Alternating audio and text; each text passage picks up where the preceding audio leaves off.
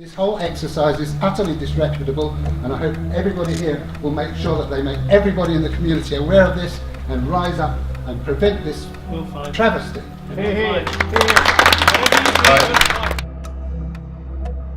On the 10th of November 2017, the Epsom St Helier Trust Board held a meeting. At the meeting, the Epsom St Helier Trust Board were due to take a decision on whether or not to proceed with the dangerous plan to remove acute services from one or both of Epsom Hospital and St Helier Hospital. Daniel, you'll recall that you granted us an audience with you before you even took over here, and you know that we've been on your case ever since. This whole exercise has been the most mendacious thing I have ever seen. You start off by saying we're only going to consider 3 scenarios. You do not consider the scenario of doing what we've asked you to do and you said you would do and have failed to do, i.e. produce a costing for bringing up to standard Epsom and St Helier hospitals. You have not done that exercise. You have simply conveniently eliminated it from all consideration.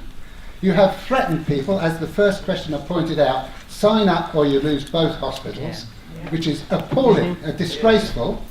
We know where you're coming from. We know what happened to Norfolk Park as a result of your A&E closures in North West London. We know that you started off at PricewaterhouseCoopers, who are deeply into all of this. We heard Charlotte Hall say we can't possibly have consultant-led maternity on 2 sites because we'd never make any money. She actually said that at your first engagements presentation. This whole exercise is utterly disreputable, and I hope everybody here will make sure that they make everybody in the community aware of this and rise up and prevent this travesty.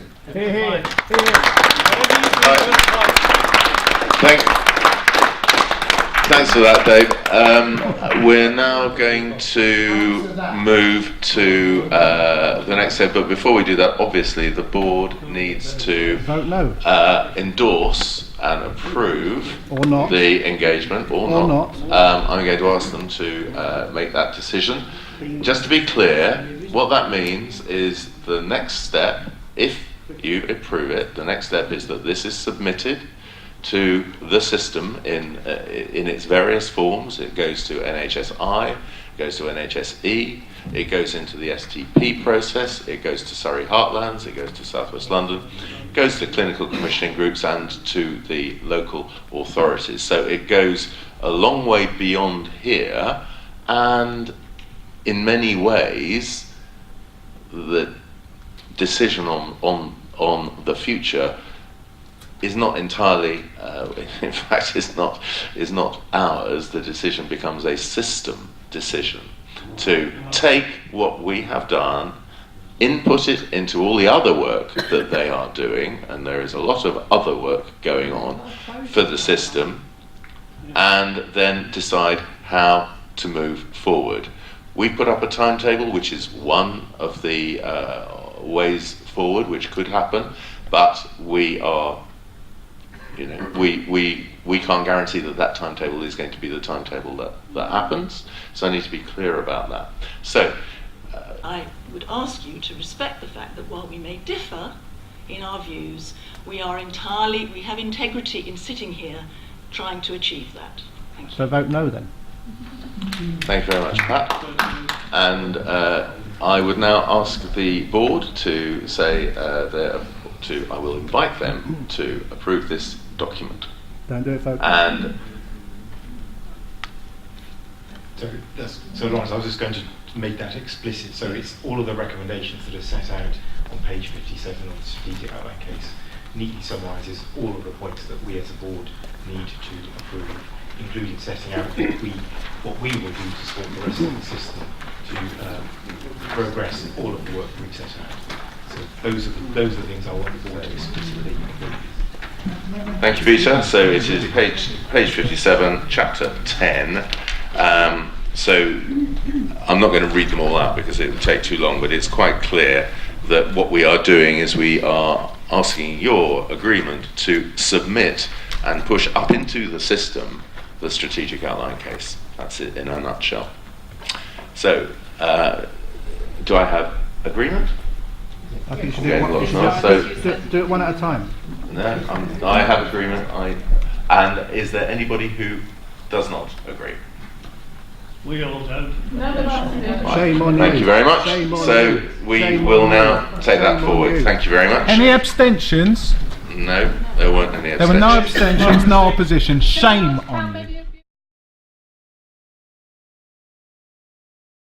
In spite of these very valid concerns, the Trust Board decided to wave through the decision to formally submit their proposals to close acute, emergency and maternity services at Epsom Hospital and St Helier Hospitals, with only the possibility of building a single new acute facility if they can borrow £400 million and if they can win approval for such a project. Act now. If this plan is allowed to proceed, lives will be lost as a result. Please do not give the Epsom St Helier Trust your agreement to the loss of any of our acute hospitals.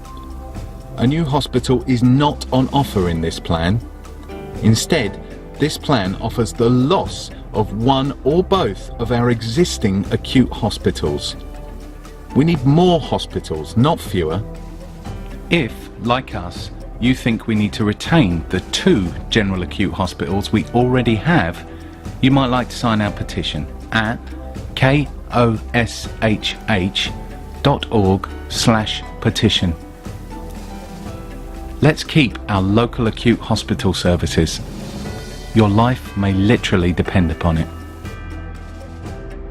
Thanks for watching, and please share this video to let more people know about it.